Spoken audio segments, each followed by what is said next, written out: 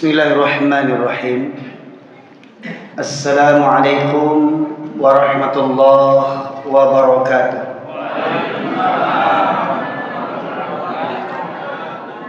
Innal hamdalillah nahmaduhu wa nasta'inuhu wa nastaghfiruh wa na'udzu billahi min syururi anfusina wa min sayyiati a'malina.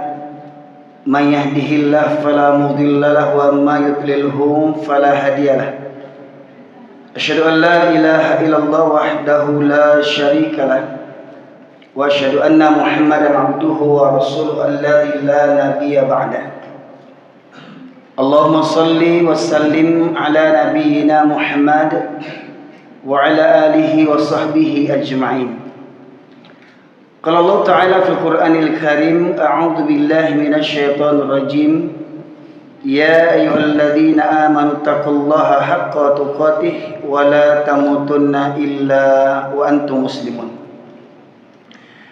Amma ba'du, masyaallah muslimin sidang jamaah rahimakumullah. Mari senantiasa bersyukur kita kehadirat Allah Subhanahu wa taala dengan lisan kita berupa zikir, dengan hati kita berupa keyakinan, dan dengan anggota badan kita berupa amal soleh. Semoga kiranya syukur yang kita haturkan kehadirat Allah semakin menambah nikmat dari Allah serta rahmatnya untuk kita sekalian. Salawat dan salam kita haturkan kepada junjungan kita Nabi besar Muhammad sallallahu alaihi wasallam, yang dengan diutusnya beliau menjadi rahmat bagi seluruh sekalian alam. Sebelumnya saya mohon maaf sekalian, kondisi memang kurang fit karena masuk angin batuk. Jadi ada selingan-selingan, nanti mohon dimaklumi. Sebagaimana tadi disampaikan oleh orang tua kita bahwasanya memang begitulah kondisi hari ini. Kalau dulu orang mendatangi guru, kalau di zaman sekarang guru yang mendatangi murid. Ya begitulah istilahnya, dakwah itu hari ini harus menjemput bola, Bapak sekalian. Karena memang begitulah zamannya, zaman fitnah. Banyak yang kita ini terlena, merasa tidak butuh akan nilai-nilai agama. Saya sendiri Bapak sekalian lahir besar di Medan. Setelah 2009 saya hijrah ke Pariaman, tempat kelahiran kedua orang tua saya. Ibu suku Tanjung, ayah suku Mandailing. Saya tinggal di Pariaman Utara, kota Pariaman Utara, Kenagarian Manggung, desa Tanjung Sabar, Bapak sekalian. Kalau dakwah ke Pekanbaru ini, mohon maaf, belum begitu jauh bagi saya. Karena saya masih rutin ke Padang Sidempuan itu mengisi dakwah 9 jam naik sepeda motor, Bapak Ibu sekalian. Ini karena bebek saya ikut, jadi saya naik travel. Biasanya naik motor ini sampai ke Pangkalan Kerinci. Saya punya abang, punya adik ke Pangkalan Kerinci naik motor paling cuma 6-7 jam. Ya.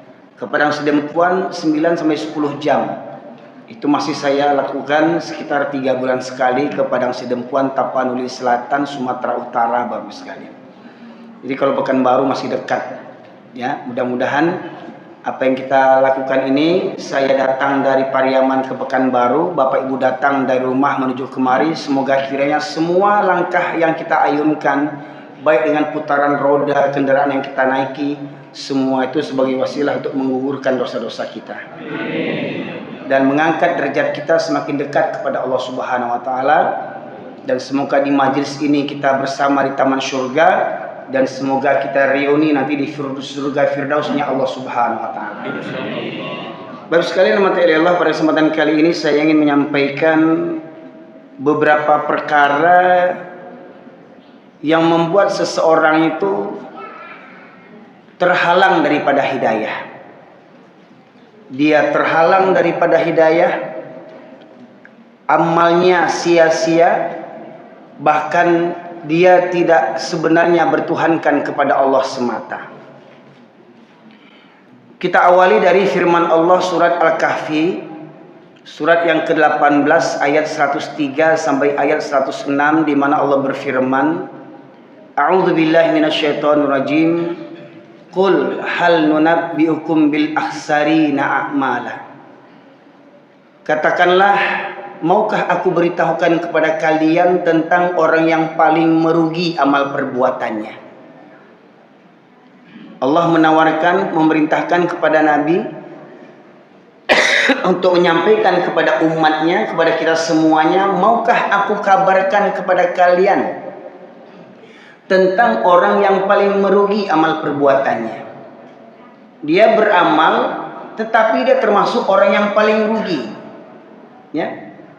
Maka dalam ayat berikutnya Allah menegaskan seperti apa ruginya. Alladzina dhalla sa'yuhum fil hayatid dunya wa hum yahsabuna annahum yuhsinuna sun'a. Yaitu orang-orang yang sia-sia amalnya selama hidupnya di dunia. Selama hidupnya di dunia amalnya sia-sia, tapi dia menyangka telah berbuat sebaik-baiknya. Persangkaannya, apa yang kurang dengan saya?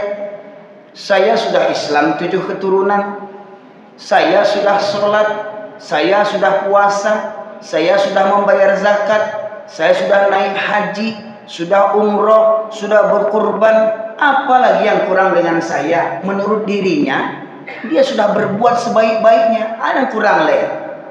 Lamu kerajuan sadonya. Menurut dirinya. Ya. Orang ini kata Allah, sia-sia amalnya selama hidupnya di dunia. Salamonyo hidup. Kok ada orang tua meninggal di usia 80 tahun, dipotong masa sebelum balik. Taruhlah kita balik rata-rata umur 15 tahun.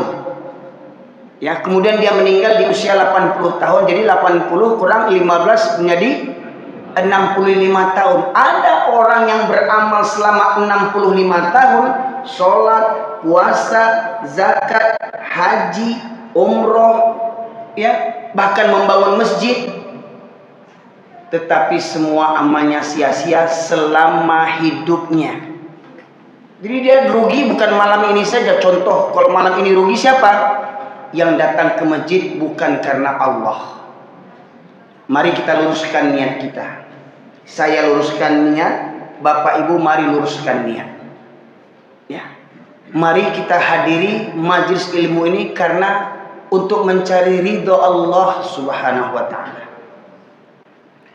Apabila kita datang ke masjid bukan karena ridho Allah, karena terpaksa, karena segan sama orang tua kita, karena dapat undangan, ya, karena kita tidak merasa butuh, ya, maka seperti mana Allah tegaskan dalam surat Al-Maun, fawailul lil musallin, lah solatnya, Allah celakanya. Celakalah orang-orang yang sholat. Kenapa orang yang sholat celaka? Alladzina hum an sholatihim sahun, yang mereka lalai daripada sholatnya. Alladzina hum yura'un, yang mereka sholat karena ria. Dia sholat tidak bersungguh-sungguh tentang perkara-perkara yang merusak sholatnya. Dan dia sholat karena ria. Contoh, mohon maaf Bapak Ibu sekalian, kenapa di hari Jumat siang banyak laki-laki datang ke masjid, tapi tidak di waktu subuh? Waktu Jumat penuh, mungkin sampai ke atas. Subuh berapa saf? Ya. Kalau ditanya, ada ya masjidnya? Ada lah. Kok cuma hari Jumat aja?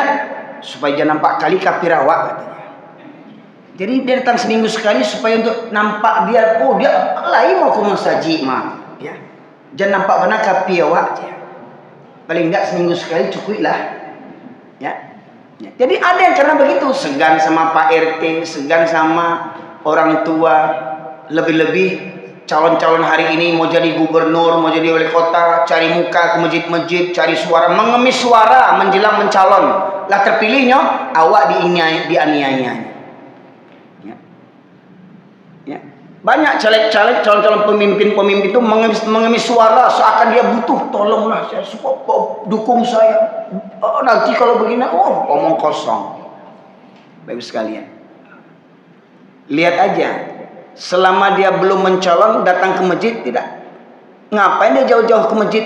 Rumahnya entah di mana-mana, datang kemari. Lihat saja di lingkungannya sendiri, ada tidak dia ke masjid? Itu sebagai ukuran Bapak sekalian. Jadi orang ini sia-sia amalnya selama hidupnya di dunia. Jadi ada orang beramal bukan hari ini aja amalnya sia-sia. Bukan minggu ini saja, bukan pekan ini saja amalnya sia-sia. Bukan bulan ini saja amalnya sia-sia. Bukan tahun ini saja amalnya sia-sia. Tetapi amalnya sia-sia selama hidupnya di dunia. Ya. Orang tua yang meninggal 80 tahun, 90 tahun, selama itu amalnya sia-sia. Kenapa orang ini amalnya sia-sia? Ulaikal ladzina kafaru bi ayati rabbihim wa liqa'ih. Dua penyebabnya.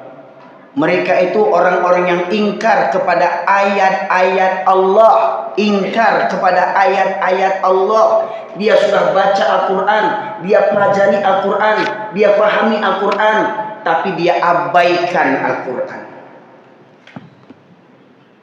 Al-Quran hanya untuk jadi apa?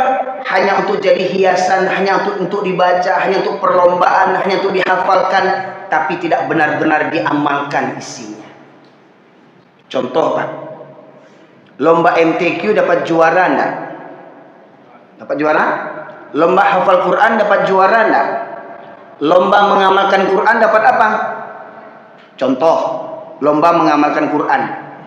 Ketemu sama kita koruptor triliunan, apa hukumannya dalam Islam? Potong tangannya. Kira-kira kalau kita potong tangan koruptor gimana kira-kira? Dapat penghargaan enggak kita? Dapat penghargaan enggak? Dapat penjara. Itu hukum Allah yang kita terapkan. Ketemu kita orang yang berzina, nyata dia berzina, ketangkap kering.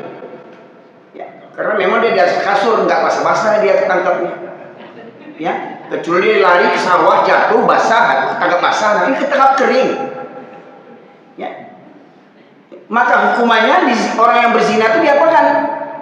Dirajam, dicambuk 100 kali kalau dia masih perjaka, masih gadis. Tapi kalau sudah berkeluarga sampai mati dicambuknya. Kalau kita amalkan gimana? Dapat penghargaan enggak kita? Dapat penjara. Bapak Ibu sekalian. Ya, jadi mereka ini orang yang ingkar kepada ayat-ayat Allah. Ya, kemudian mereka ingkar terhadap perjumpaan dengan Allah. Dia tidak berpikir atau dia tidak takut atau pura-pura tidak tahu atau tidak peduli bahwasanya nanti di hari akhirat dia akan dihisab oleh Allah Subhanahu wa taala dari kebohongannya, dari kezalimannya, dari membunuh orang, dari korupsi, dari zina, semua akan dimintai pertanggungjawaban di hari hisab. Apakah dia rasa takut kepada Allah? Tidak. Pejabat-pejabat Islam ketika di awal jabatannya diambil sumpah dengan Al-Quran, mereka disumpah, demi Allah kami bersumpah. Setelah menjabat korupsi, zina, tipu, manipulasi, zolim, curang, tidak adil, merekayasa undang-undang, merekayasa aturan. Untuk apa? Untuk melegalkan kezaliman. Seakan-akan mereka tidak takut kepada Allah. Baik sekalian. Ya. Dua penyebabnya tadi itu. Ingkar kepada ayat Allah dan ingkar terhadap perjumpaan nanti kepada Allah Subhanahu wa taala. Maka apa kata Allah dalam ayat berikutnya? Fahabitat a'maluhum falanuqimu lahum yaumal qiyamati wazna. Maka hapuslah amalan-amalan mereka. Kalau kita memahami kalimat hapus, kalau di sekolah bapak ibu guru menyuruh muridnya, murid-murid tolong hapus papan tulis. Itu maknanya papan tulis masih bersih atau ada coret-coretan? Ada coret, ada coret-coretan, ada tulisan. Apa kata guru? Tolong hapus papan tulis. Nah, kata Allah tadi, maka hapuslah amalan mereka. Maknanya apa? Amalan mereka ini awalnya sudah dicatat sama malaikat. Sudah dicatat amal kebaikannya. Sholat, puasa, zakat, haji. Namun karena niatnya karena Allah tidak sesuai, tata caranya tidak sesuai dengan kehendak Rasulullah, maka amal yang sudah ditulis dihapus oleh malaikat. Walanuqimu yaumal qiyamati wazna, dan di hari kiamat kami tidak mengadakan penimbangan terhadap amalnya. Kita beriman nanti di hari akhirat ada namanya yaumul mizan, hari timbangan, di mana amal kita akan ditimbang. Umpamanya satu daun timbangan tentang amal kebaikan, satu daun timbangan amal keburukan, ditimbang mana yang berat. Nah, orang ini amal kebaikannya tidak ditimbang oleh Allah, tetapi amal keburukannya tetap ditimbang. Terus gimana ya Bapak sekalian? Barek sabala enggak? Kok ini kok dosa-dosanya kok saking barek buah. Aku amalnya enggak bernilai Bapak sekalian. Ya. Amal kebaikannya tidak dinilai oleh Allah Subhanahu wa taala. Kalaupun kita mengambil dalil daripada surat Az-Zilzalah, wa may ya'mal mithqala dzarratin khairan yarah wa may ya'mal mithqala dzarratin syarran yarah, bahwasanya Allah akan membalas kebaikan, ya, kejahatan tuh, maksiat tuh akan dibalas walau sebesar biji zarah kejahatan akan dibalas dengan keburukan, dan sebesar biji zarah kebaikan akan dibalas dengan kebaikan yang dahsyat. Itu hanya berlaku bagi orang yang beriman. Pertanyaannya, benarkah kita beriman kepada Allah dan Rasulullah yang selalu kita ungkapkan dengan kalimat dua syahadat? Asyhadu an la ilaha illallah wa asyhadu anna Muhammadar Rasulullah. Aku bersaksi bahwasanya tidak ada ilah Tuhan sembahan selain Allah, dan aku bersaksi Muhammad itu Rasul dan Nabi Allah. Pertanyaannya, benarkah kita beriman kepada Allah dan Rasul? Iman itu Bapak sekalian membutuhkan bukti. Satu, kita harus mencintai Allah dan Rasul lebih daripada mencintai diri kita dan dunia beserta isinya. Maka dalam surat At-Taubah Allah menegaskan, surat At-Taubah surat ke-9 ayat yang ke-24 Allah berfirman, A'udzu billahi minasy syaithanir rajim. Bismillahirrahmanirrahim. Qul hal nunabbiukum wa qala. Allah berfirman surat Taubah. Ada ingat? Qul in kana aba'ukum. Masya Allah. Qul in kana aba'ukum wa abna'ukum wa ikhwanukum wa azwajukum wa ashiratukum wa amwalun iqtaraftumuha wa tijaratan takhshawna kasadaha wa masakina tardawnaha. Ada 8 perkara kata Allah. Katakanlah, jika bapak-bapakmu atau orang tuamu, anak-anakmu, saudara kakak beradikmu, istri ataupun suamimu, sanak familimu, orang kampuangmu, orang sasukumu, ya, sanak bapak, sanak ibumu, ya, harta kekayaan yang kamu cari, yang kamu kumpul-kumpulkan, yang kamu bangga-banggakan, yang kamu pamer-pamerkan, perniagaan, pekerjaan, pangkat dan jabatan yang kamu khawatirkan kerugiannya, dan rumah tempat tinggal yang kamu cintai. 8 perkara ini Pak, boleh tidak dicintai? Orang tua, anak, saudara, istri, sanak famili, harta, pekerjaan, rumah, boleh tidak dicintai? Boleh. Tetapi ahabba ilaikum minallah wa rasulih wa jihadin fisabilih, apabila itu lebih engkau cintai daripada Allah dan Rasulnya serta berjihad di jalannya, maka tunggulah sampai Allah mendatangkan keputusan dan azabnya. 8 perkara ini awalnya boleh dicintai, bahkan memang boleh, tetapi jangan melebihi cinta kita kepada Allah dan Rasul. Contoh, ketika sedang asik-asik nonton bola, ya, berkumandang azan, Allahu Akbar, Allahu Akbar. Kira-kira yang penonton bola berhenti nonton bola dan sholat dulu, atau terus nonton bola abaikan seruan azan? Mana yang banyak kira-kira? Meneruskan nonton bola. Ada yang sedang asik lah gaek-gaek bakwa bampok di lapau, lah gaek-gaek lah bauban lah karipui. Nah, nan keceknya mama orang, datua orang bampok di lapau.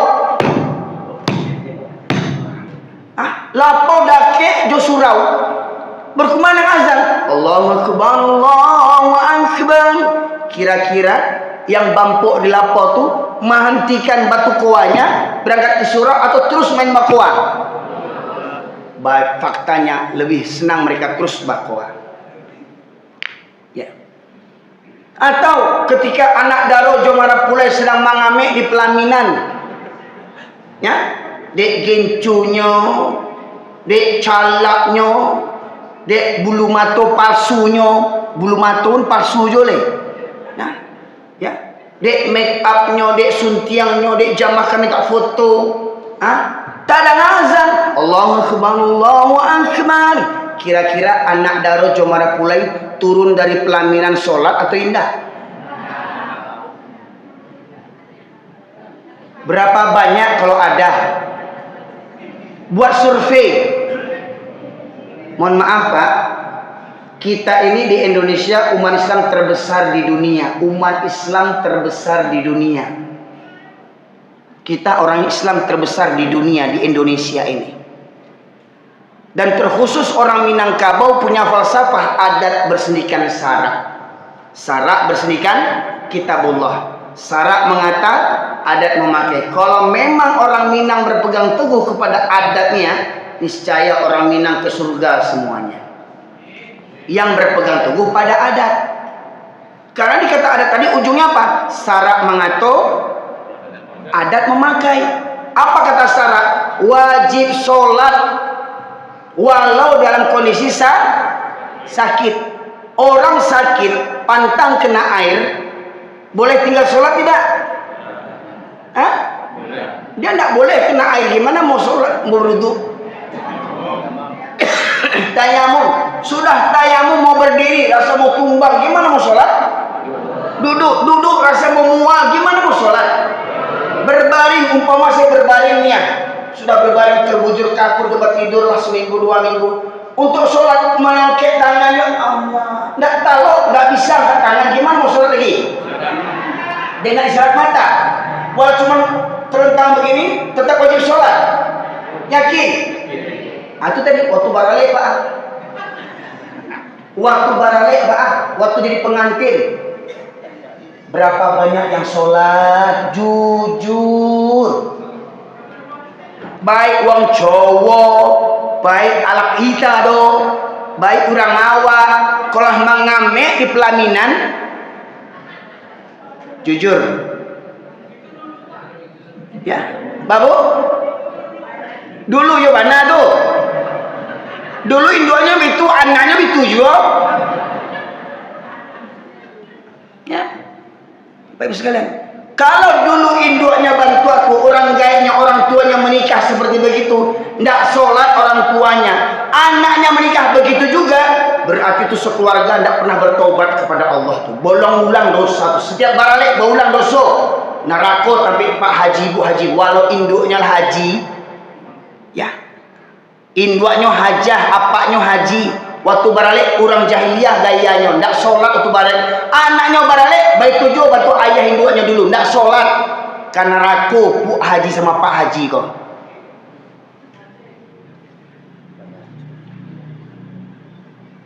Tadi ibu sepakat katanya orang sakit aja wajib sholat. Anak daro, apanya yang sakit? Maka dua kuncinya. Apa kata pepatah di jalan? Sholatlah kamu sebelum kamu disolatkan. Kalau dia tak mau sholat, sholatkan. Sholatkan anak daro Jomara Pulai itu, pengantin itu sholatkan. Kalau sholatkan berarti dia orang, iya, orang mati enggak? Mati kerancaan. Batulih lo tuh karangan bunga, selamat berbahagia, selamat celaka. Orang tuanya mengumpulkan duit bertahun-tahun, berpuluh tahun menabung duit untuk pesta anaknya. Modal nikahnya Masya Allah, ya, ijab kabul di masjid, tidak tanggung-tanggung di masjid ijab kabulnya. Maharnya seperangkat alat sholat dibayar cash, ya. Baik sekalian, waktu duduk di pelaminan tidak sholat, berarti keliru itu maharnya. Tukar maharnya, seperangkat kain kafan dibungkus tunai. Bungkus anak Dara Jomara pula itu, sholatkan. Lalu sekalian, dan itu berulang-ulang terus, turun temurun dari anak, dari orang tua ke anak, dari anak ke cucu. Menunjukkan apa? Menunjukkan satu keluarga itu tak pernah benar-benar bertaubat kepada Allah. Walau induknya rajin sholat, ayahnya rajin sholat, rajin dengar pengajian, anak baralik bantuan jahiliyah, tidak guna sholat orang tuanya itu. Dek suntiang tinggal sholat, dek gencu tinggal sholat. Coba bayangkan tuh, mengaku orang baradai itu tidak tahu diuntuang. Dek carwadai tinggal sholat. Baik orang Minang maupun orang Batak, orang Melayu, orang Jawa, coba survei. Survei yang jujur, berapa persen yang sholat? Katanya umat Islam mayoritas, tapi banyak yang mayoritas tak sholat. Coba bisa lihat. Itu contoh daripada mendustakan ayat-ayat Allah, ingkar kepada ayat-ayat Allah. Ya gimana Ustaz, namanya juga pesta. Kalau nggak begitu gimana? Mohon maaf Bu, mohon maaf ya. Pernikahan saya yang pertama, dan mudah-mudahan yang pertama dan terakhir kalinya ya. Ini bebek saya dengar nih. Nanti diracunnya saya di rumah nanti. Kurang ajar abang ya, mukul 2 kali rupanya. Ya kalau ada kenapa tidak? Istri saya alhamdulillah waktu nikah, waktu pesta, nggak pakai gincu, nggak pakai make up, nggak pakai celak, nggak pakai sunting, cantik aja bagi saya nya. Ya kan? Nah, istri itu untuk awak atau untuk laki orang? Untuk awak, makanya dipersolek-solek untuk laki orang. Duduk bersanding kita di pelaminan, datang tamu laki-laki makan tengangonya. Anca anak daroyo teh, talambe besobok wak teh. Ketika salaman apa teh? Barana ampe kau di nanti juo aja. Janda kita pun ditunggunya juga lagi juga. Tadi karena pamer-pamer istri sama laki orang, begitu jadinya. Maka yang saya pahami dari ilmu yang saya pelajari, haram hukumnya padusi basolek di muka laki-laki yang bukan mahramnya. Tanya sama ulama Minangkabau yang jujur, ulama yang jujur. Oh, yang kami hormati nenek mama alim ulama cerdik pandai bundo kandung baralik bantu jahiliyah. Tanya sama ulama yang jujur, apa hukum basuntiang anak Dara Jomara Pulai? Ulama yang jujur ya, bukan ulama panakui, bukan ulama gadang Sarawa. Biko karena kejiwa kau tidak diundang wak balik. Biko karena mana kejiwa tidak diusir kampuang dari danga orang kau. Biko karena mana kejiwa kau tidak diurang amplop kau. Ambo santai juga bisa. Dia diurang amplop macam apa amplop tu? Enggak percaya Bu, enggak percaya Bu. Siapapun saya ceramah di mana-mana dikasih orang, saya campakkan amplop tuh. Tuh ya diambil isinya lo. Andien awak buang isinya tuh. Kalau dibuang sama isinya Pak, pas sobo orang pampok kok. Piti kok pampoknya. Nyo berdoso, awak berdoso lo. Ancak selamain pitihnya dulu, buang amplopnya. Kadang ada ustaz-ustaz amplop kok dek menenggang amplop gue. Amplop bisa dibalikan di fotokopi. Yang pada itu isinya. Bapak Ibu sekalian. Ya. Nikah itu walimatul urus itu ibadah enggak? Ibadah tidak. Diawali dengan ijab kabul. Ya. Diawali setelah itu mungkin orang baca yasin, baca apa segala macam sholawatan. Tengah harinya hamil 3 bulan, hamil 3 bulan. Paginya ibu-ibu wirid Yasin, baca Yasin, Yasin wal Qur'anil Hakim. Pagi-paginya, tengah harinya yang wirid Yasin boy. Bapak Ibu sekalian, mohon maaf, Ustadz kadang-kadang cerita, bukan kadang-kadang cerita. Itulah gunanya mata. Alam tak kambang jadi ketika datang pasukan padusi laki-laki itu, ya, Marapulai, Jota Butasa, ibu-ibu wirid Yasin, ibu ya. Masya Allah, mau mencari astagfirullahaladzim. Tak ada malu le budukan duang di Minangkabau. Makanya diumban dek galodoh ke Batang.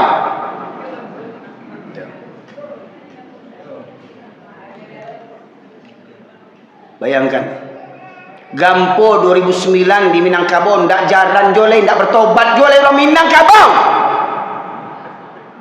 Kabau.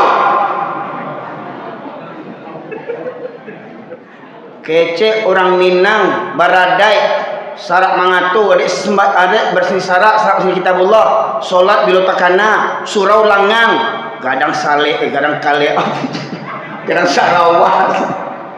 Ya. Kok baradat laki-laki Minangkabau kok penuh surau kok Pak Ibu sekalian. Penuh masjid ini kalau laki-laki Minangkabau beradat. Kenapa? Sarak mengatur adik memakai di atas perbedaan para khilafiyah para ulama. Tetapi saya meyakini sholat berjamaah bagi laki-laki hukumnya wajib bagi laki-laki. Apa dalil wajibnya? Di antaranya di zaman Nabi ada sahabat yang buta, namanya Abdullah bin Umi Maktum, menghadap Rasulullah dia. Ya Rasulullah, engkau tahu aku ini orang tua yang buta, lagai buto, tinggal sebatang kara, rumah jauh dari masjid, jalan berliku-liku, banyak binatang berbisa, 6 kesulitannya, 6 kendalanya, halangannya, karena dia buta dan tinggal sebatang kara. Bertanya kepada Rasulullah, ya Rasulullah, bolehkah aku sholat di rumahku? Apa kata Rasulullah? Apakah engkau mendengar seruan azan? Dengar ya Rasulullah. Maka tidak ada keringanan bagimu untuk sholat di rumahmu. Orang buta Pak, orang buta, rumah jauh, tinggal sebatang kara, tidak dapat keringanan sholat di rumah. Orang buta. Pertanyaannya, suami, ayah, anak lajang yang tidak ke masjid 5 waktu, apanya yang buta? Rumah dekat dengan masjid, bertetangga dengan masjid, dengar azan 5 waktu, berkumandang azan bersama-sama, indah juga berangkat ke masjid lagi.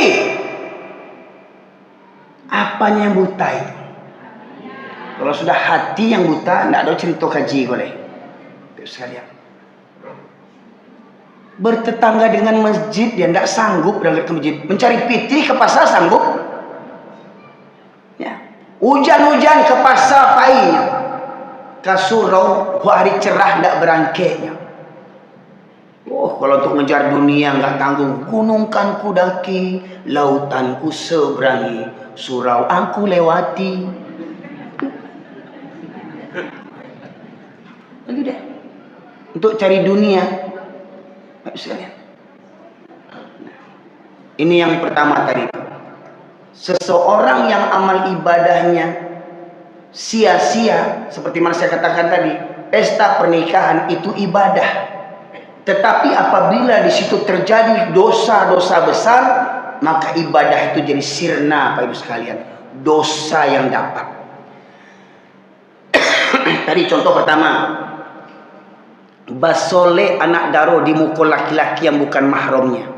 Yang kedua, berjabatan tangan pengantin laki, pengantin perempuan dengan tamu yang bukan mahramnya. Umpama saya pengantin laki-laki ini berjabatan tangan dengan tamu perempuan, ya istri saya berjabatan tangan dengan tamu yang laki-laki. Coba tanya sama ulama yang jujur, apa hukum berjabatan tangan laki-laki dan perempuan yang bukan mahramnya?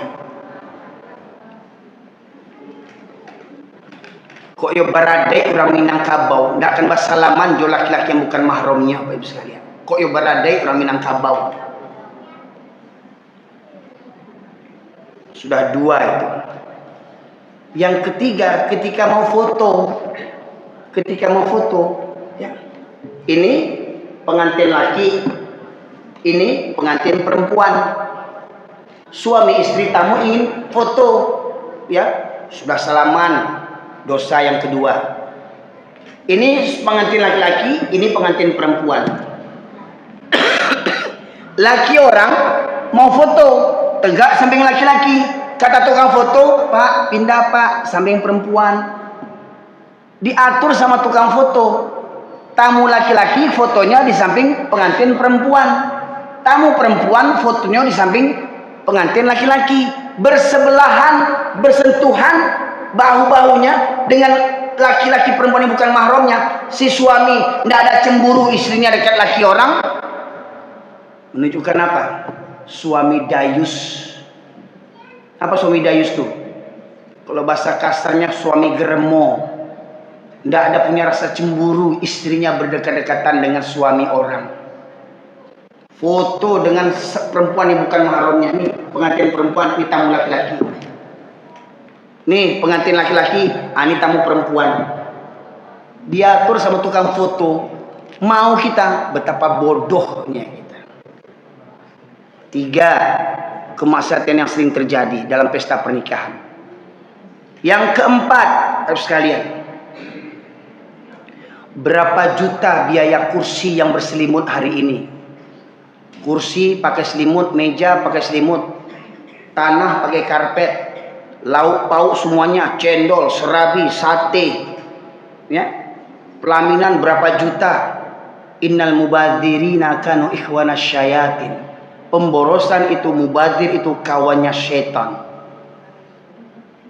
Puluhan bahkan ratusan biaya pernikahan. Tapi malangnya gimana? Nih tempat penerimaan tamu nih ya. Besar pula kota infak orang Baralek daripada kota infak masjid lagi. Pakai kota infak orang Baralek. Minta sumbangan. Ya. Kalau tradisi orang Pariaman tuh kan kalau Baralek malamnya kan badonce orang. Baitong. Disebut tubuh kampungnya. Dari Sidi Zulherwin 100.000 rupiah. Oh, senyum induk anak daro. Nah, 100.000. Dari Sultan Zulherwin 50.000 rupiah. Alhamdulillah. Dari Bagindo Erwin 5.000. 5.000 siap. Mau PUP isi amplop 5.000. Menyesal wak mengundang Bagindo Erwin ko, anaknya anam pai sadonyo. Anam anaknya ikut sadonyo, satu lo Baralek sadonyo. Talua diambilnya, lawa ikan diambil, randang diambil, cindo yo, sate yo, barai si amplop 5.000 dah.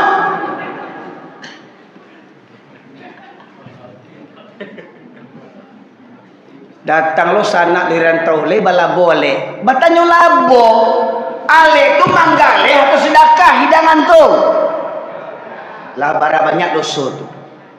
Batambah lo harus borgen lo barale tu. Tanya sama ulama yang jujur. Apa hukum borgen waktu barale itu? Laga orang baradai, mana orang baradai itu?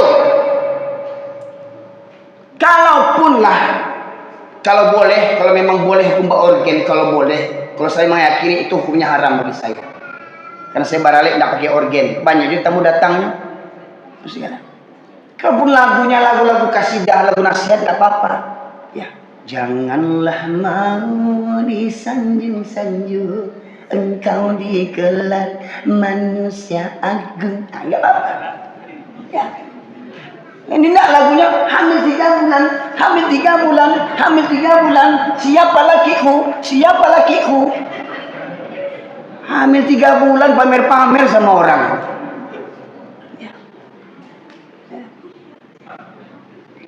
Nggak ada malunya hamil 3 bulan. Bapak-bapaguan ke orang. Bersama pacar gelapku. Mati lampu pacar-pacaran lo nih. Pakaian artisnya, masya Allah, pakaiannya semakin malam semakin waduh.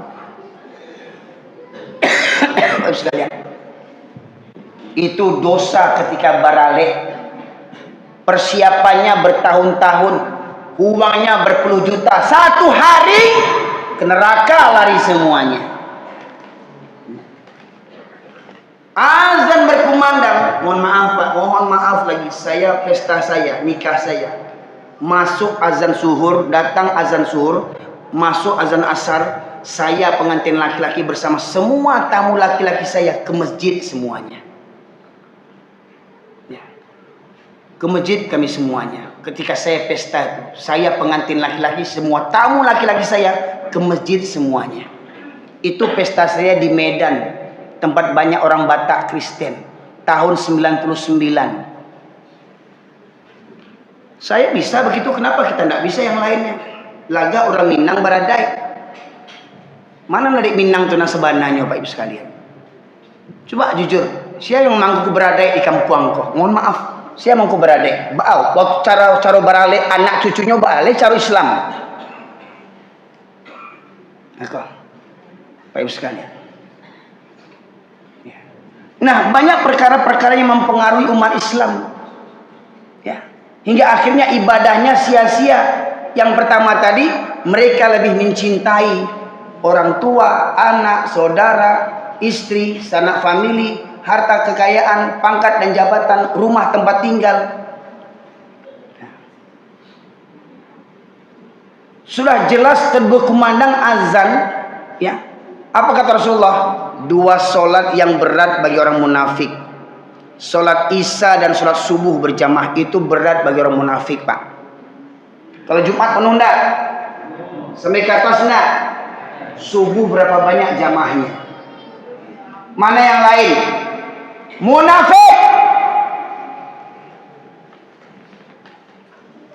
Laki-laki yang tidak ke masjid waktu Isya dan subuh, kata Rasulullah, bukan kata si Erwin, munafik. Pangicuah. Kalau sekali baca inna sholati wa nusuki wa mahyaya wa mamati lillahi rabbil alamin, solatku, ibadahku, hidup dan matiku hanya untuk Allah. Bangun subuh aja susah. Itu membela agama Allah. Jago subuh aja susah. Bayangkan masuk orang lewat dulu tua di kampung tua. Orang balampu pakai sulur apa? Nggak pakai trompa, orang kasuruh lewat batang sawah segala macam pematang sawah, nggak balampu lu. Kinlah sanang listrik dan jalan rancak, mobil ada, motor ada, indak jo berangkat kamu saji leh. Bayangkan di zaman ini Pak Ibu sekalian. Dan sekarang pun walaupun ke masjid kan nih, yang datang ke masjid nih, mana para pemudanya? Mana pemuda Pak? Coba. Berapa orang? Itu bukan pemuda, itu anak-anak tuh. 1. Berapa umurnya? Hah? 25. Oh ini Pak, berapa umur Pak? Bapaknya baju kotak-kotak. Oh iya. 25. Pak, berapa umur? Oh 25. Ya. Sudah berapa istri? Hah? Jomblo. Masya Allah. Kayak gini masih jomblo. Buat suara suaranya merdu. Bu, cepat booking. Cepat booking. Saya kalau anak saya nih, saya booking. Sekabek langsung. Ambil japui, orang Minang, orang paling bajapui kalau jual 8 bulan.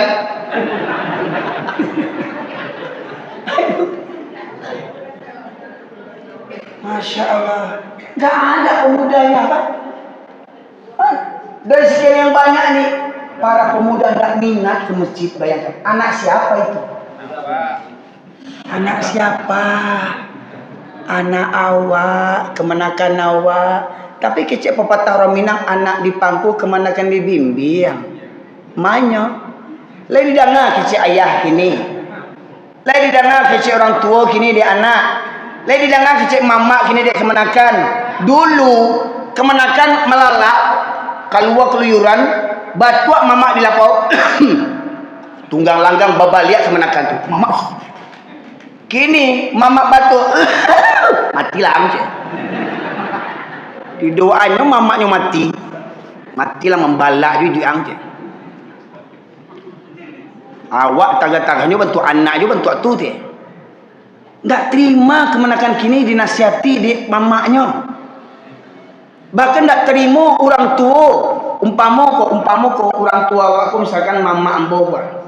Ambo ditagah di mama gua. Orang tua berang anak udah lah weh. Anak udah je lah urip jaluri anak ambo. Banyak enggak orang tua yang begitu sekarang? Orang tua cilako. Syukur orang sudah mau menasihati anaknya. Dilaporin pia anak kau tadi malam baca cewek situ tuh. Fitnah juga jogo.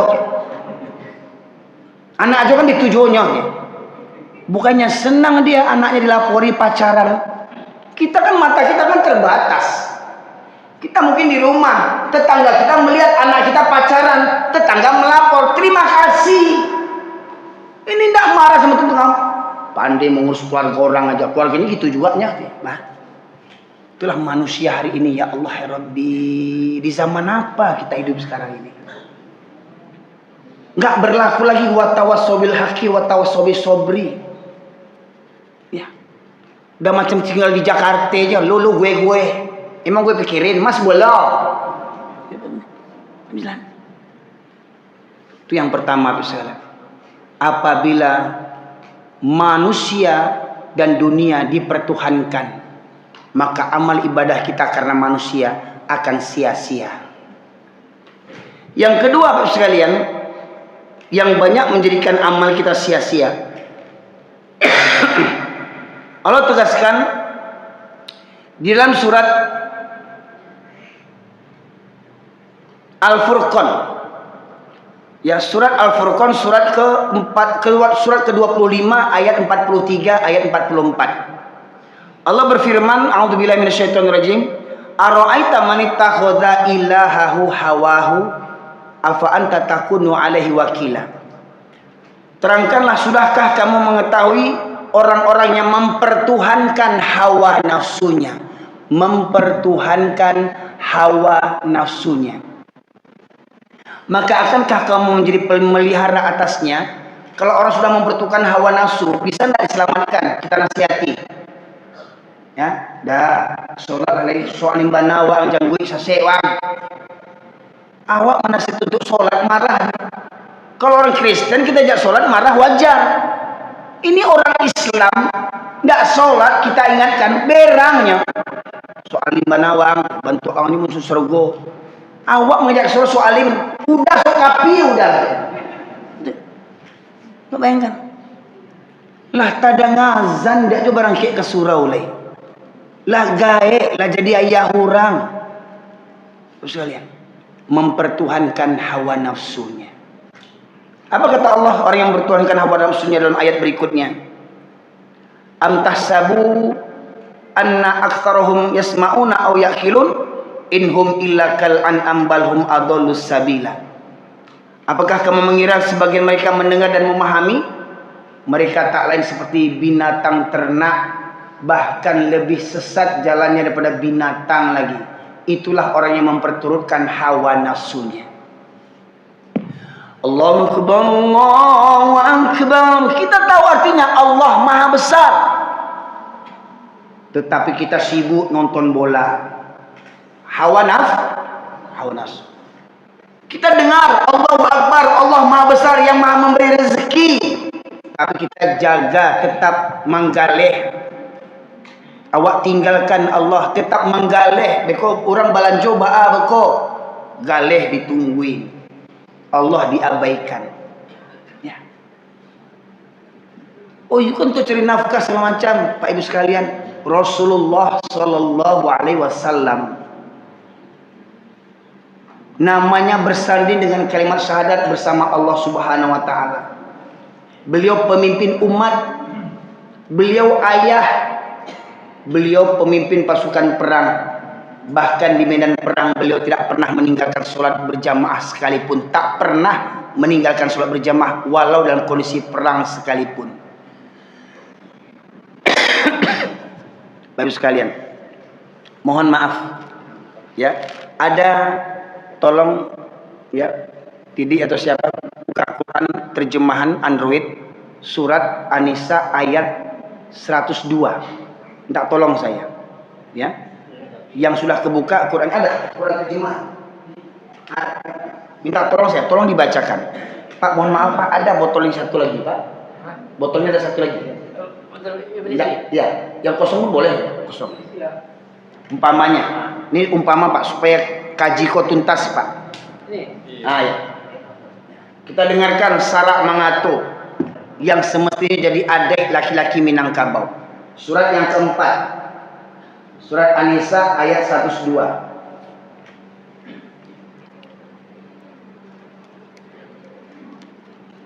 Itu kitab hadis.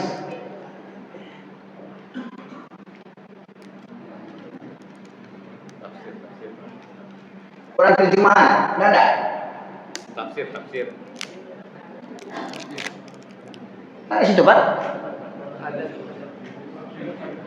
Atau yang Quran Android?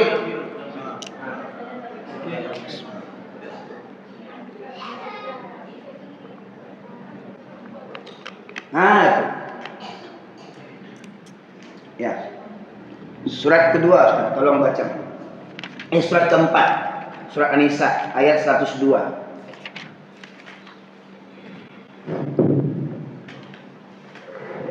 Nah, tolong baca terjemahannya.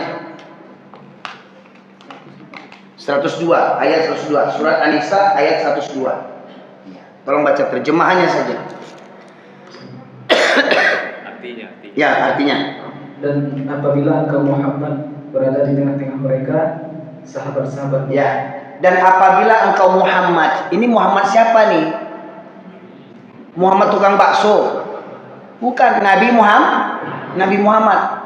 Apabila engkau Muhammad berada di tengah-tengah sahabatmu, sahabat Nabi siapa diantaranya? Abu Bakar, Umar, Utsman, Ali, kaum Muhajirin, kaum Ansor yang ikut serta perang di medan perang Badar. Ya, apa kata Allah dalam ayat berikutnya? Lalu engkau hendak melaksanakan salat bersama-sama mereka. Melaksanakan sholat bersama mereka. Itu sholat apa namanya? Sholat berjamaah. Di mana jamaahnya ini? Terus. Maka hendaklah segolongan dari mereka berdiri untuk sholat besertamu dan menyandang senjata mereka. Sholat dengan menyandang senjata. Itu sholat di mana? Sholat di medan perang, Pak. Allah perintahkan dengan berjamaah. Sholat di medan perang, Pak. Sholat di medan perang apa taruhannya? Nyawa. Bisa jadi ketika kita sholat semuanya musuh menyerang kita. Tapi kata Allah, mereka sholat di berbagai sholat sembari menyandang senjata. Dan kita dengarkan berikutnya apa? Kemudian apabila mereka yang sholat besertamu sujud telah menyempurnakan satu rakaat, maka adalah mereka pindah dari belakangmu untuk menghadapi musuh. Ya, tuh. Apabila orang yang sholat besertamu, ini umpama imam, ini makmum sof yang pertama, ini makmum sof yang kedua, ya tentunya hitungannya banyak ya. Ketika imam ruku, Allahu Akbar, makmum yang sof pertama ikut ruku, Allahu Akbar, makmum yang sof kedua tetap berdiri siap siaga sembari menyandang senjata. Sampai imam bangkit ke rakaat yang kedua, Allahu Akbar, Allahu Akbar. Lanjut tadi apa? Maka hendaklah mereka pindah dari belakangmu. Maka hendaklah mereka pindah dari belakangmu. Pindah. Lanjut. Untuk menghadapi musuh, dan hendaklah datang golongan yang lain. Datang golongan yang lain. Lantas? Yang belum sholat, lalu mereka sholat denganmu. Nah, Pak Ibu sekalian, ini ceritanya begini. Di medan perang tadi, di medan perang, Pak, ya. Kalau memang sholat berjamaah hukumnya sunnah, mohon maaf, memang ulama berbeda pendapat. Tapi ingat, ulama bukan nabi. Ulama bisa benar, bisa salah. Tapi ini yang dibacakan dari siapa ini? Al-Quran dari siapa? Dari Allah. Ada salah nggak sini? Allah sebutkan engkau Muhammad dan para sahabat. Nabi Muhammad SAW dan para sahabat orang yang dijamin masuk surga. Percaya tidak? Yakin tidak? Walaupun tak sholat berjamaah beliau, Rasulullah, walaupun tak berjamaah tetap masuk surga beliau. Tetapi beliau sudah dijamin masuk surga. Di medan perang sekalipun yang nyawa taruhannya, tetap Allah perintahkan sholat berjamaah walau di medan perang. Pertanyaannya, kita laki-laki di zaman hari ini dalam kondisi aman, sejahtera, rumah kaya, harta berlimpah, tidak berjamaah. Siapa kita dibandingkan Nabi? Siapa kita dibandingkan para sahabat? Ada pula kaji yang kalau sudah tinggi kajinya tidak perlunya sholat lagi, mengana jo, kau yang sholat kau baru putih kaji kau dah je. Utang tu yang putih. Masih ada yang kaji begitu Pak, betul nak? Yang sholat kau baru kau tunggu kau alu putih kaji kau dah. Lalu sampai maripai kan? Wang tahu, wang sholat sia yang disambah, sia menyambah giloan. Itu banyak yang hari ini Pak masih nggak sholat. Di zaman sekarang masih ada yang meyakini nggak perlu sholat lagi. Karena apa? Dia sudah menyatu dengan Allah. Sianya menyatulah kayaknya, nggak sudi Allah, najis. Kepada malaikat Jibril aja Allah tak ingin menyatu. Malaikat Jibril kepada Nabi Muhammad SAW saja, nah Allah tak sudi menyatu kepada Nabi. Iku ada orang mengaji gini wah. Menyatulah kayaknya sianya. Artinya yang mataku mata Allah, mencibuk orang mata sia tu. Tanganku tangan Allah, kakiku kaki Allah, dia menyatunya kepada Allah. Semuanya mengana je. Baik sekalian. Banyak aliran-aliran sesat di zaman kita ini. Oh, ada meyakini gurunya bisa jadi imam sekaligus di satu waktu di 4 tempat. Ya. Umpama saya nih Erwin Saliah. Ya. Nah, imam di sini sholat zuhur. Di Masjid Al-Husna imam juga di zuhur. Sholat di Masjid An-Nur imam juga sholat zuhur. Ya. 4 tempat sekaligus saya jadi imam. Saking tingginya ilmu saya. Pertanyaannya, pernah baca hadis enggak sejarah Nabi menjadi imam di 4 tempat sekaligus? Nabi pernah enggak begitu? Nabi pernah enggak Nabi begitu? Enggak usah Nabi lah. Imam Syafi'i, lihat sejarahnya, lihat biografinya. Pernahkah Imam Syafi'i menjadi imam di 4 tempat sekaligus? Pernahkah Nabi Muhammad punya ilmu kebal? Ini ada orang, pisau lah dia. Wah, kok lah dia. Dia buat amalan zikir, amalan puasa, amalan sholat.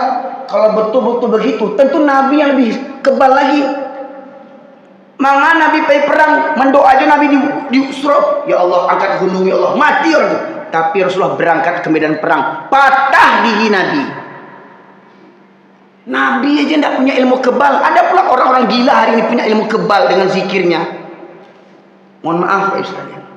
Setan itu semua. Orang yang punya ilmu kebal pasti tumbuh kesombongan dalam dirinya. Seakan-akan dia seperti Tuhan. Nabi saja, mohon maaf Pak. Abu Bakar, sahabat Nabi, Abu Bakar matinya di mana Pak? Kapan matinya? Ketika sholat enggak? Ketika jadi imam, ya, orang Khawarij menusuk Abu Bakar. Hebat mana Abu Bakar dengan tuangku-tuangku hari ini? Hebat mana Abu Bakar dibandingkan tuangku-tuangku hebat hari ini? Abu Bakar ditusuk mati. Nah, Nabi Muhammad SAW di Taif dilempar anak kecil dengan kerikil-kerikil batu-batu berdarah. Bagaimana mungkin ada orang punya ilmu kebal sekarang Pak Ibu sekalian? Dari setan ilmu kebal itu. Syaratnya apa? Puasa ini, zikir ini. Iya, dia puasa, dia berzikir bukan karena Allah, hanya karena mengharapkan ilmu kebal. Syirik hukumnya. Ya. Kalau meyakini foto tuanku Saliah, masuk kaji kok. Ya. Orang Pariaman danga kaji kok. Kalau menganggap tuanku Saliah itu orang soleh dan memajang fotonya karena kekaguman kita, silahkan. Karena idola kita, guru kita, silahkan. Dia orang soleh. Tetapi kalau meyakini, memoto, memajang foto tuanku Saliah di kedai nasi untuk melariskan dagangan, syirik hukumnya. Kalau memang kita kagum dengan tuanku Saliah, tiru kesolehannya. Ya. Boleh enggak kita kagum dengan Tuanku Salihah? Boleh. Orang soleh nyona. Kok iyo yang menggali nasi itu orang soleh, tak ada azan tutui kadai, solat, nah tu orang soleh namanya itu. Kok enggak? Orang azan menggali nasi joleh. Petambuah lo tuh. Ya. Tapi bisa lihat. Kalau meyakini memajang foto Tuanku Salih dapat mendatangkan rezeki, syirik hukumnya. Siapa Tuanku Salih mendatangkan rezeki? Tapi kalau sekedar mengagumi, ya silahkan. Ya, itu kaji lain pula kita bahas nanti itu. Apa hukumnya memajang foto? Pak, di zaman Nabi ada foto enggak? Di zaman Nabi Musa ada gambar enggak? Foto enggak ada, gambar ada enggak? Coba Pak Ibu sekalian, pernah pergi ke piramid enggak? Piramid di Mesir. Ada enggak ukiran-ukiran gambar-gambar Fir'aun bentuknya? Ada enggak? Nah, pernah ke Mesir? Belum. Sekalipun belum. Sama tuh. Bilok apa itu? Ya. Ada enggak gambar-gambar situ tuh? Gambar kepala manusia badan singa di Mesir sana, di Sphinx itu tuh. Kalaulah memang boleh memajang gambar, tentu gambar Nabi Muhammad ada, lebih layak gambar Nabi Muhammad untuk kita pajang, Pak Ibu sekalian. Hebat mana orang soleh sekarang dibandingkan Nabi Muhammad sallallahu alaihi wasallam. Gambar Yesus saja ada tuh. Yesus saja ada. Ya. Dulu mana Yesus dibandingkan Nabi Muhammad SAW? Dulu mana Nabi Isa alaihissalam dibandingkan Nabi Muhammad SAW? Semestinya memajang salib itu lebih banyak rezeki kita. Itu Nabi itu. Ya. Anggapan orang. Ya, padahal itu anak buahnya, anak muridnya Nabi Isa yang diserupakan wajahnya, dan Nabi Isa diangkat ke langit. Tapi wajahnya memang mirip betul sama Nabi Isa. Jadi mohon maaf Pak, tolong jangan fanatik buta. Gunakan akal, gunakan otak awak. Ya. Kalau sekadar menaruh pajang foto orang soleh, Syekh Abdul Qadir Jailani dan segala macamnya, kalau sekedar memajang fotonya untuk mengagumi kesolehannya dan ingin meniru kesolehannya, itu bagus. Agar kita termotivasi. Wah, kok dapat awak bantu Tuanku Salih awak ndaknya. Solat awak, ibadah awak. Kok ndak dipajang foto Tuanku Salih? Jumat juga solatnya tuh baru ah. Solat Jumat juga ndak ada. Aku ma'asyiral muslimin. Itu karena apa? Karena memperturutkan hawa nafsu, Bapak Ibu sekalian. Ya. Masyarakat muslimin rahmati Allah. Kita lanjutkan lagi. Ya, sholat tadi ini di medan perang ini. Ya. Jadi tadi mohon maaf, ketika imam sudah ini kita balik lagi tadi. Ketika ini sudah selesai satu rakaat, ya, sami Allahu liman hamidah, Rabbana lakal. Ini tetap berdiri siap siaga sembari menyandang senjata. Imam sujud, Allahu Akbar. Allahu Akbar, tetap berdiri siap siaga. Ketika imam bangkit ke rakaat yang kedua, Allahu Akbar, Allahu Akbar. Makmum yang tadi mengikuti imam mundur ke belakang. Makmum yang tadi bersiap siaga maju ke depan, bergantian menyempurnakan satu rakaat. Allahu Akbar, siap siaga. Imam menunggu sembari siap siaga. Itu di medan perang. Kalaulah memang sholat berjamaah hukumnya sunnah, maka di medan perang lebih layak sholat berjamaah ditiadakan. Tapi tidak diberikan keringanan oleh Allah walau di medan perang. Pertanyaannya, kita yang hadir hari ini, laki-laki yang hadir hari ini, apalagi mengaku orang Minang yang baradai, siapa kita dibandingkan Nabi? Siapa kita dibandingkan sahabat? Nah, maka kita lebih layak untuk tidak mengabaikan solat berjamaah. Maka kita lebih layak untuk mendatangi solat berjamaah walau dalam kondisi merangkak sekalipun. Lanjut. Dan jangan mereka bersiap-siaga dan menyandang senjata mereka. Orang-orang kafir ingin agar kamu lengah terhadap senjatamu dan harta bendamu. Lalu mereka menyerbu kamu sekaligus. Dan tidak mengapa kamu meletakkan senjata-senjatamu jika kamu mendapatkan suatu kesusahan karena hujan atau karena kamu sakit. Nah, ternyata ada rukhsahnya, Pak. Ya. Boleh laki-laki tidak mendatangi sholat berjamaah di masjid kalau ada dua kondisi di dalam surat ini. Walaupun nanti dalam hadis yang lain ada juga rukhsah bagi seseorang meninggalkan sholat berjamaah. Dalam ayat Allah ini disebutkan dua kesulitan, karena hujan atau karena sakit. Pertanyaannya, kalau karena hujan Bapak Ibu tidak ke masjid, pertanyaannya, ketika jam kerja, Ibu Bapak kerjanya di Pekanbaru, kerjanya di Dumai, ketika hujan berangkat kerja enggak? Berangkat kerja enggak? Kantornya jauh. Ini apa? Berangkat kerja. Hari hujan, mobil nggak punya, yang cuma ada motor. Nih apa ke kantor? Naik motor pakai mantel. Atau kantor sekitar 100 meter. Kita orang desa, ke kantor desa hari hujan, ya kita ke kantor nak, motor nggak ada, yang ada cuma payung, berangkat nak. Apalagi kalau kita punya mobil dinas, mobil rakyat, bukan mobil pejabat, mobil dinas, jangan sombong. Pakai mobil dinas sombong, uang kami itu ya, sombong. Ya. Pakai mobil dinas bukannya dipakai untuk ke kantor, malah pakai ke plaza. Tak tahu diuntuang, begaya jo piti hawanya, awak kan dipajak, ini sang-sanang duitnya. Mohon maaf Pak ya, itu nggak di sini itu orang itu. Ya, ya.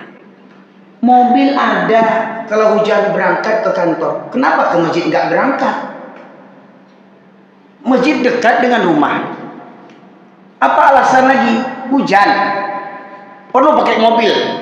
5 meter pakai mobil. Jadi lihat dulu hujannya.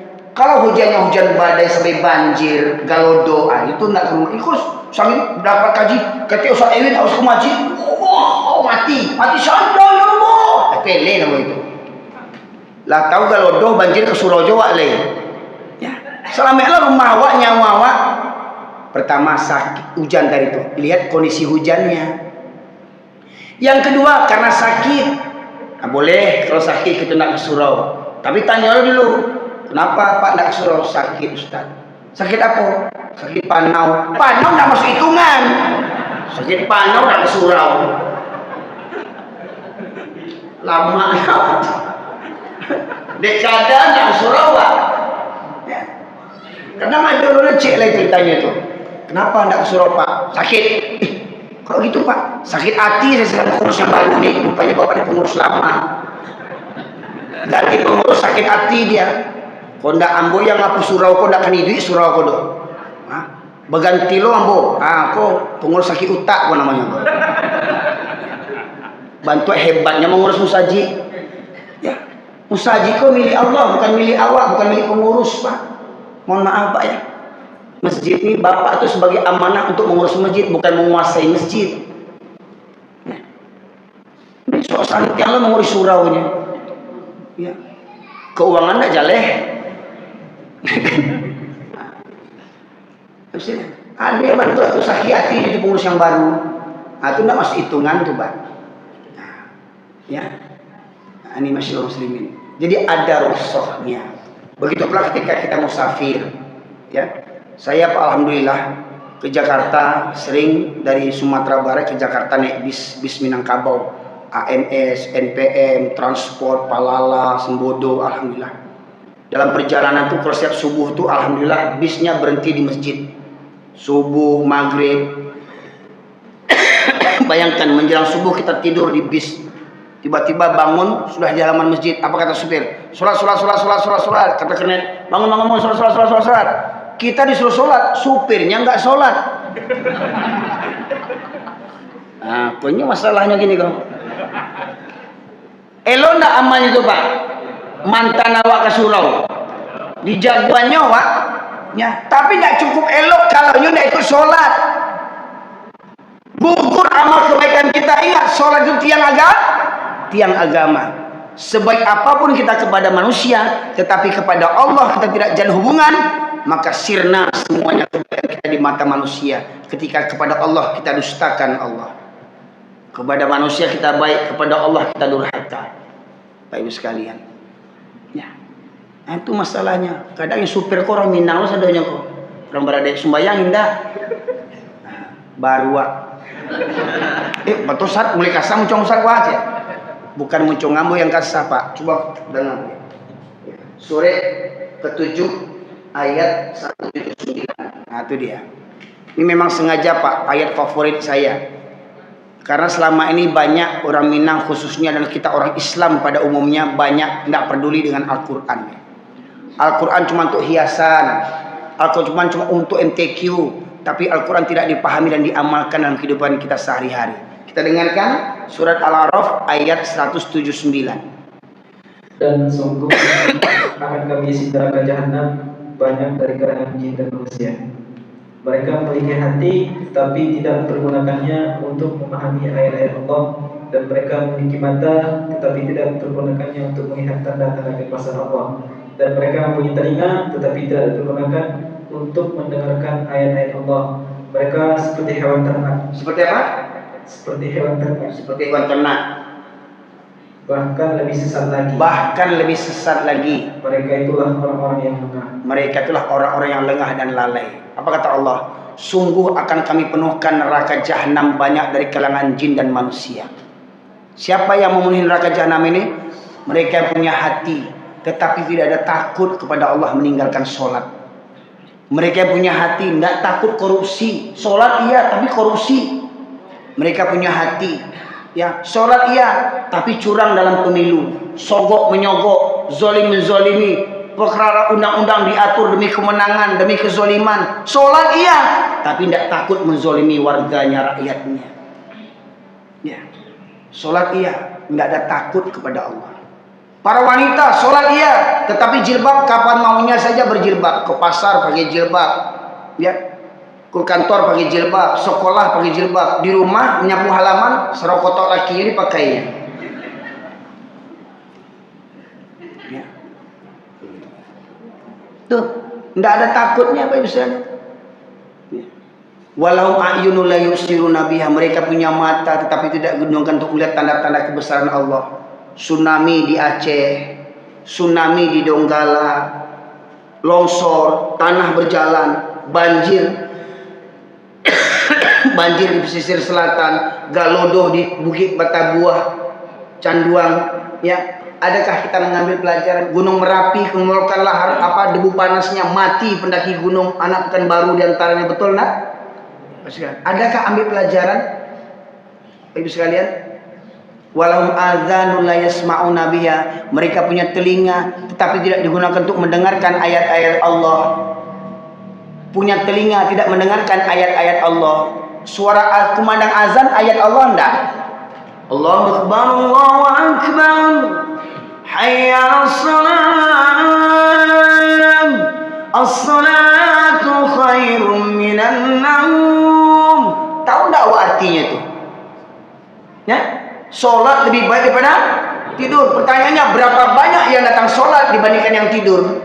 Lebih banyak yang tidur. Binatang, kata Allah nih, mereka seperti binatang ternak, bahkan lebih sesat lagi.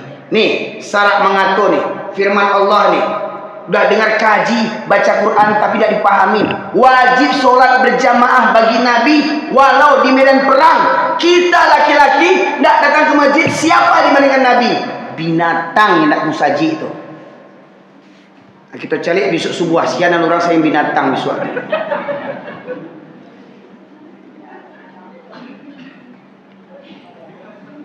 Ya nak musaji subuh besok berarti binatang tuh. Cari tanduan gini. Ada CCTV nak. Kini abahnya ke surau, ayahnya ke surau, menantunya menantu binatang tuh.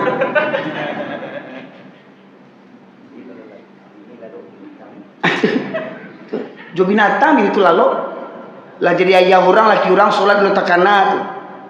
Binatang ternak kata Allah, binatang ternak. Binatang ternak tuh kabau binatang ternak enggak? Jawi, Kambiang, namu hari samon jo kabau. Jadi kalau ada orang Minang sulat letakkan yo sabana kabau itu halal, ndak namu hari samuan. Kita dengar pula ayat 176 surat yang sama Al-A'raf. Dan sekiranya kami menghendaki, niscaya kami tinggikan derajatnya dengan ayat-ayat itu.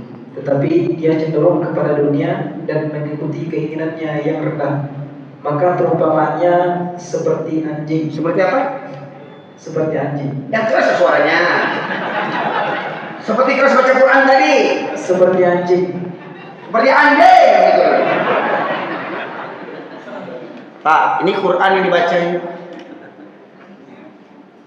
Bisa renungan nggak? Tolong baca ayat ini dengan suara yang merdu, ayatnya. Seperti merdu yang tadi membacanya. Walau syi'na la rafa'na. Ya, ini. Alhamdulillah.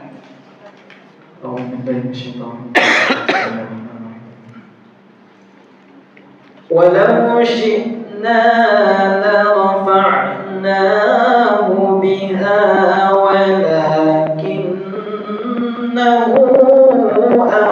أخلد إلى الأرض واتبع هواه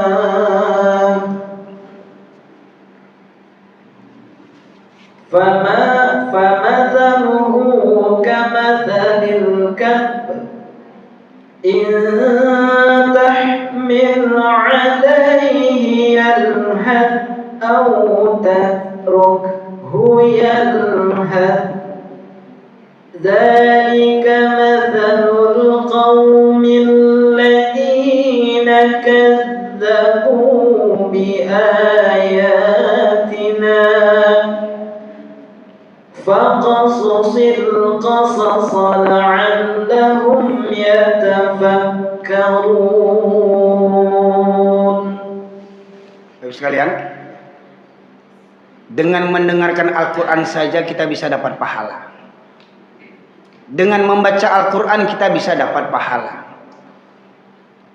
Tetapi belum tentu ridho Allah kita dapatkan. Karena ridho Allah kita dapatkan karena di puncak keutamaan Al-Quran ketika kita mengamalkan isi Al-Quran dan menjadikan Al-Quran sebagai pedoman. Tadi ananda kita membacakan Al-Quran dengan suara yang merdu. Senada hati kita. Pertanyaannya, paling utama sekali Al-Quran Allah turunkan untuk apa? Paling utama sekali Al-Quran Allah turunkan untuk apa? Pedoman, petunjuk. Tapi jangan lupa Al-Quran ini berbahasa Arab. Ngerti kita isinya? Hah? Tahu kita artinya? Maka wajib kita baca terjemahannya. Setelah dibaca terjemahannya, kita fahami maksudnya. Ya, aneh. Tadi dibacakan ayatnya dengan suara yang merdu. Kita minta ulang balik baca terjemahannya. Renungkan Pak, tolong simak terjemahannya ini supaya meresap dalam kolbu kita. Dan sekiranya kami menghendaki, niscaya kami tinggikan derajatnya dengan ayat-ayat itu. Nah, kalau Allah ingin memuliakan kita, maka Allah muliakan kita dengan Al-Quran. Kita faham, kita baca, kita kuasai tajwidnya, tilawahnya, ya, kita fahami, kita amalkan, kita hafal, Allah muliakan kita. Tetapi dia cenderung kepada dunia dan mengikuti keinginannya yang rendah. Tetapi dia cenderung kepada dunia. Al-Quran tak berani disampaikan. Nyatakan apa? Takut orang benci. Mohon maaf, Al-Quran cuma dibaca, Al-Quran cuma dihafalkan, tetapi tak berani menyampaikan isi Al-Quran yang sebenar-benarnya. Ya. Maka kata Allah, maka perumpamaannya seperti anjing. Perumpamaannya seperti anjing. Perintah sholat ada dalam Al-Quran. Perintah menutup aurat ada dalam Al-Quran. Perintah sholat berjamaah ada dalam Al-Quran. Ketika kita abaikan Al-Quran, cenderung kepada dunia, habis waktu untuk nonton bola, nonton olimpiade, bampok, main koa, panjat pinang, jadi baruak 17 Agustus, jadi baruak manjat pinang semuanya, ya. Dan mengikuti hawa nafsu yang rendah, maka perumpamanya seperti anjing, kata Allah. Banyak orang bilang kasabana Ustaz, ambo pelunak, perumpamanya seperti anjing. Jadi kalau ada anak daro jomara pulai pengantin yang enggak sholat, waktu baralik enggak sholat, anak daro anjing. Minantu galanya sidi Sultan Bagindo sholat enggak sidi anjing. Islam 7 keturunan enggak mengerti joleh. Umur 40, 50, 60 enggak ngerti juga lagi ngerjakan sholat, enggak juga ke masjid lagi. Ayah anjing.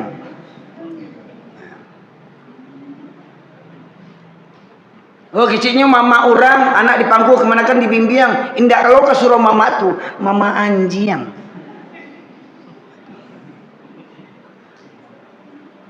Bundukan doang untuk aurat indah, ya tinggi kepala membungkuk bentuk tumbuang barua. Bundukan doang anjing.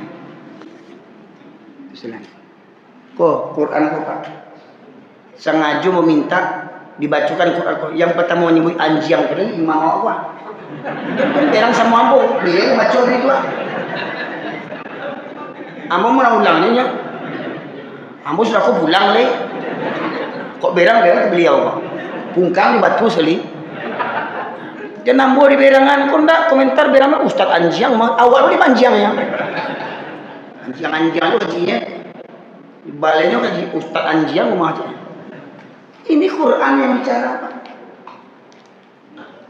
Ya mungkin tidak berani, tidak banyak penceramah yang berani menyampaikan ini. Apa yang ditakutkan?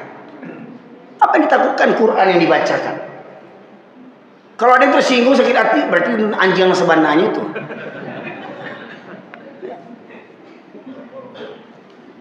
Aku cakap, wow, pertanyaannya, boleh nggak firman Allah dirubah? Hah? Boleh Pak? Dek katanya orang Minang kau tahu kata mendaki, kata menurun, kata mendata. Mohon maaf kata santuang, mohon kata lantuang, macam-macam lah katanya itu. Adik adu datua, dia ada mama di palunak bakso, maka perumpamaan itu sebagai anjing, perumpamaan seperti wow. Boleh firman awak berubah jadi wow. Kok firman Allah kok bako berubah jadi wow. Kasabana. Kareban firman Allah kasar.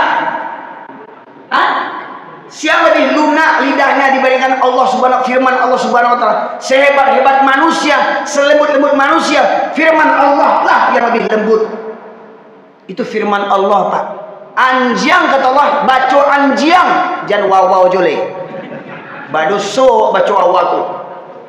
Orang Arab mata wow, entah orang wow itu huruf wow. Kalbun famathalu kamathal kalbi itu artinya anjing. Gimana kok bisa jadi wow?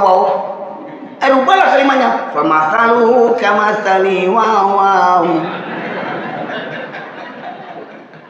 Nggak kurang ajar wak tuh. Jangan kurang ajar gini kok. Ambo yo Pak di Bukit Tinggi yang mau ceramah, ambo suruh Pak membaca kok. Cuman di apa kurang beradab Pak. Langsung maka perumpamaan seperti wow. Langsung bacanya wow. Ambo tanya Pak yang tertulis apa Pak? Anjing Ustaz. Baku rubah wow. Kasabana. Langsung dirubahnya Pak di apa kok Pak? Ya Allah Rabbi. Artinya kasabana bahasanya. Pak ya Allah Pak itu bahasa siapa?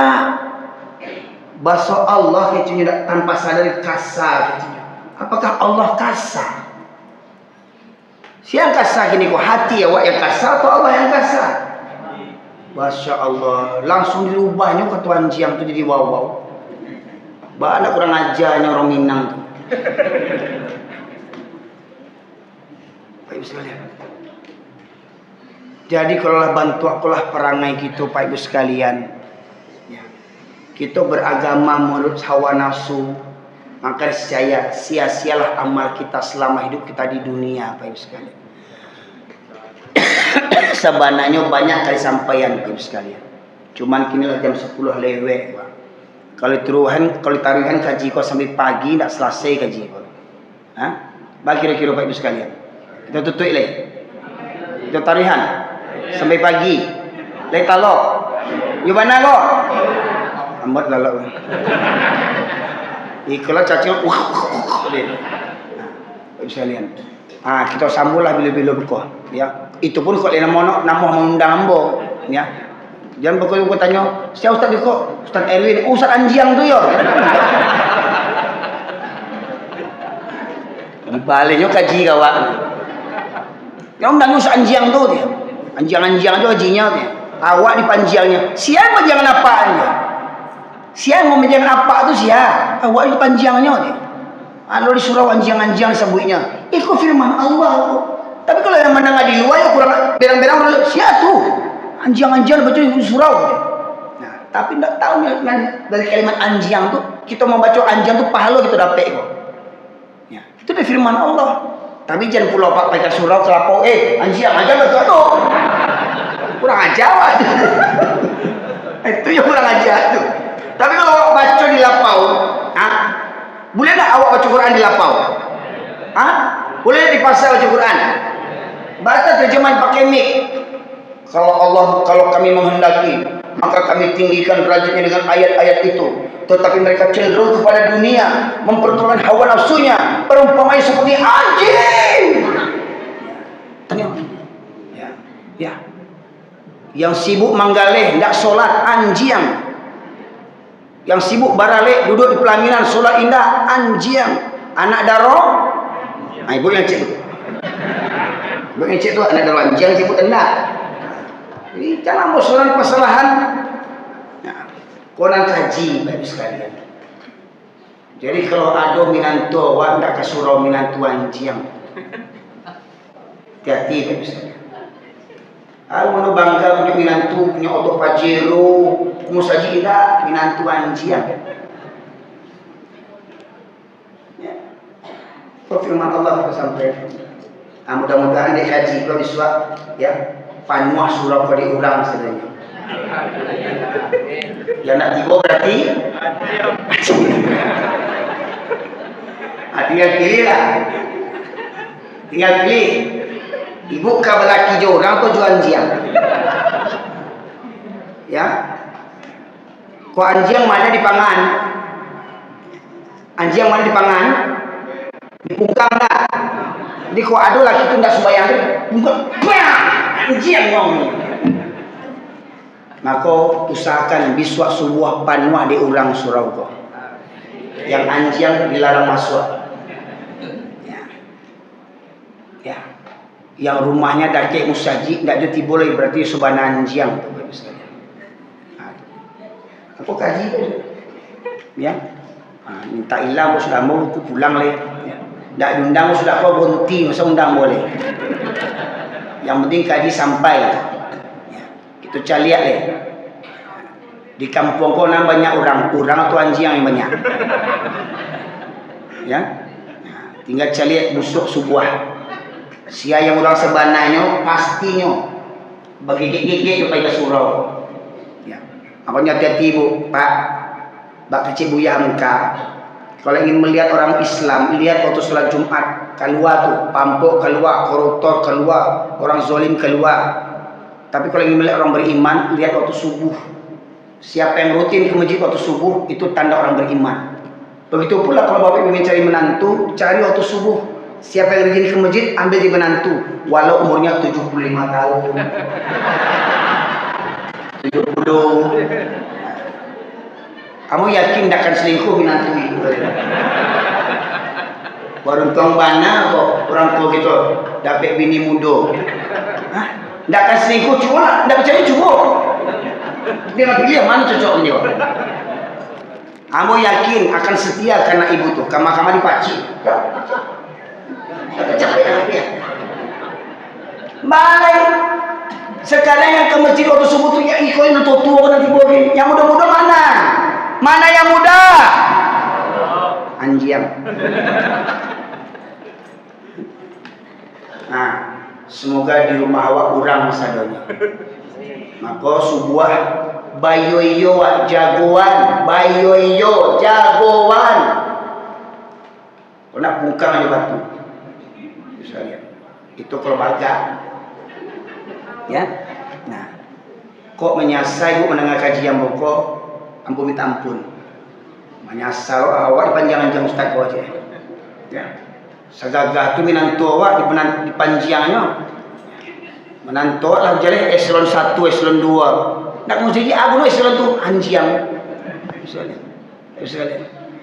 Nah, Bu, di sekolah ambo, di rumah kampung ambo ada STIB namanya. Ada orang Pariaman sih kok. Orang Mangguang. Ada STIB, Sekolah Tinggi Ilmu Barua. Jadi jangan macam-macam, Bu. Barua di kampung ambo sarjana tuh. Walau kalau memang Karambia memang paling tinggi sekolahnya itu. Ya? Sarjana barua di kampung ambo. Tapi yo barua tuh subuh ndak pernah ke surau. Sarjana yang barua tuh subuh ndak pernah ke surau. Orang ceramah barua yang sarjana tuh ndak pernah ke surau. Jadi kalau ada anak awak sarjana ndak pernah ke surau beda jo barua itu. Hah? Ayo sekalian, lah sebantu aku kaji wah, ndak coba ubah le. Hah? Le punya hati jo wak. Mudah-mudahan masih ada hati kita. Mudah-mudahan kita merenungkan mau sampai kapan kita hidup seperti anjing. Maka mari jadi manusia sejati dengan Al-Quran. Isi hari-hari kita dengan membaca Al-Quran. Isi hari-hari kita dengan santapan rohani. Karena kalau tidak diisi santapan rohani, maka hati itu akan menjadi mati. Kalau sudah hati menjadi mati, khatamallahu ala qulubihim wa ala sam'ihim wa ala absarihim ghisyawatun wa lahum adzabun azim. Kalau sudah Allah kunci mati hatinya, Allah sumbat pendengarannya, Allah tutup matanya, sedangkan apapun rumah dengan masjid takkan bisa melangkah ke masjid ya. Kenapa? Allah kunci mati hatinya. Maknanya apa?